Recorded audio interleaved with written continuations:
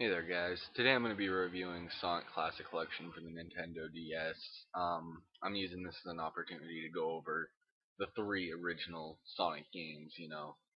So this game is a DS title, plays perfectly of all the games, none of that Sonic Genesis crap. Um, so the games that come with it are Sonic the Hedgehog, Sonic the Hedgehog 2, Sonic the Hedgehog 3, Sonic and Knuckles, Sonic 3 and Knuckles, and then Knuckles and Sonic 2. So yeah, you can do all the attachable things you could with Sonic and Knuckles back on the original Genesis. Um, they all play great. There's no problems with the porting. It's one of the best ports you can find of the original Sonic games. Um, so I'll start with Sonic the Hedgehog 1. I honestly, I didn't even fully beat this game until a long time, not too long ago actually. When I got this game was when I first completely finished Sonic the Hedgehog 1, because I couldn't do anything without the spin dash when I was a kid, and then I never had a way to play it until I got this game.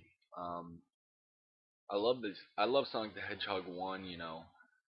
I wish that Sonic Genesis would have done better because I really like to play a port of Sonic 1 where you have the spin dash. But if it doesn't work, I don't want them to try again and just make another Sonic Genesis. That would be terrible. So basic plot of a Sonic game. Eggman doing bad things, kill, go fast. Uh, I have some few classic stages in here that really outline the rest of the series, and then they just keep expanding on the same type of stages, but they're always great. Um, Overall, I'd give the original Sonic 1 9 out of 10. I love that game. It's great.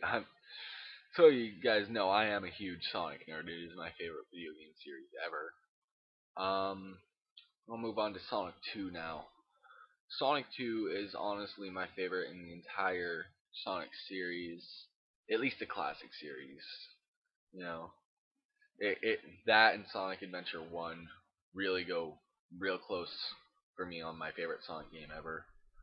But Sonic 2, again, Eggman doing bad things, kill, and also he's making the Death Egg, but it doesn't do a very good job at the subplot like Sonic 3 does. But in this game you get your new sidekick, Miles Tails Prowler. Ha ha ha, get it? Miles per hour. Um, Tails is a fox. He can fly, but in this game he can't use his flying ability. Uh, he's just a you know sidekick character. You On this port you cannot do the two-player because it's a DS, but in the original game you could grab a second controller and control Tails. Um, Also, this game introduced you to Super Sonic when you went through all 7 special stages and got all 7 Chaos Emeralds. Once you collected 50 rings, you could jump and break the game, turn into Super Sonic, who is invincible, way faster, and can jump like 3 times higher. It's ridiculous.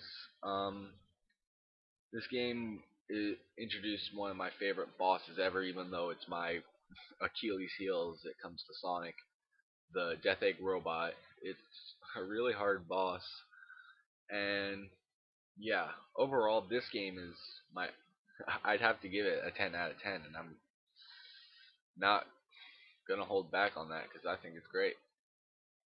Um, let's see. Next game would be Sonic the Hedgehog 3, and I'm just gonna put Sonic the Hedgehog 3, Sonic and Knuckles in Sonic 3. I'm gonna put that all into one review here because it's really how the game was meant to be made. Sega just could not do it on time because they wanted to do their one game a year schedule. So Sonic 3, it basically starts out with A mysterious island has fallen from the sky. Let's go investigate. Sonic 3 and Knuckles does a really good job of the subplot without having to do any voice acting or anything. Just in the background, you can see things happening and see exactly what Eggman's up to.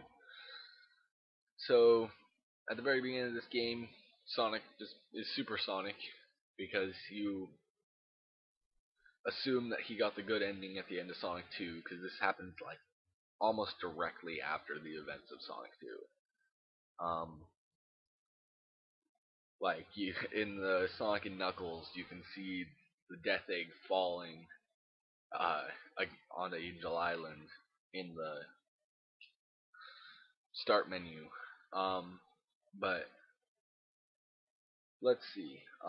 So it starts out with you going to Supersonic, and all of a sudden, bam! Something red comes up and knocks Supersonic out, even though that's impossible. And all the Chaos Emeralds go flying, and he takes all the Chaos Emeralds. So then, no more Supersonic. And you later find out this to be Knuckles the Echidna, and I know I've been a little bit like, who could it be? But I know you all knew it was Knuckles. But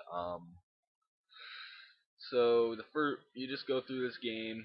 It's actually really long because when you have the attachment, it is 2 games, but it's it's one game, but it's 2 games worth of levels because they had to do the Sonic and Knuckles thing, and they couldn't warrant it being like just a couple levels.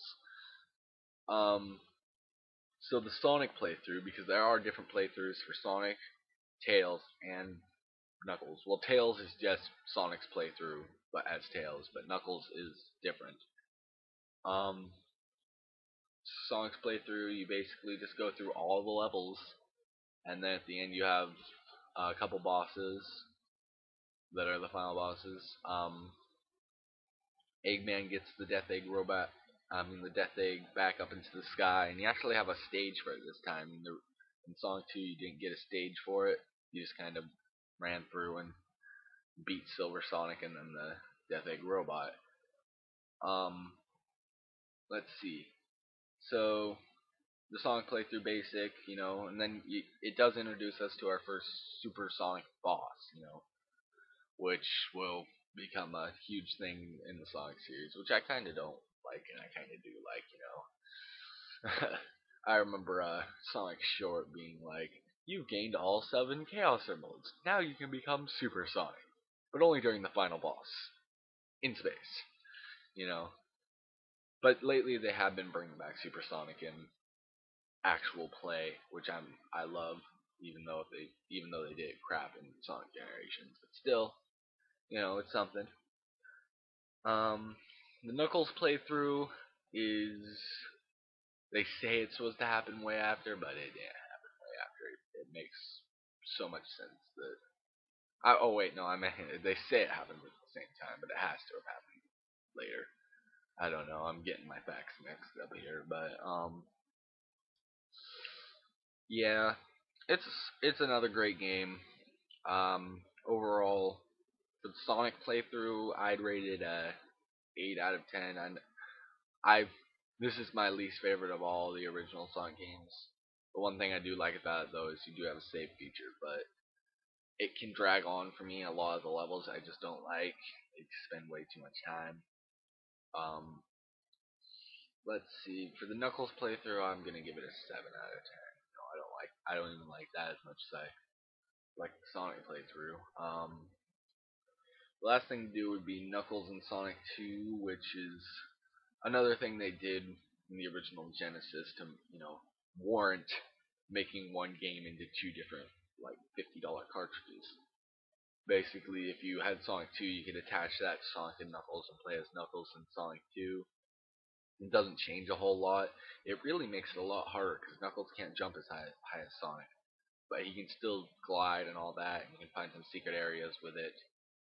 But the Death Egg robot gets really hard playing as Knuckles because he can't jump very high, so you can only hit it when it falls down and it dips down for a second.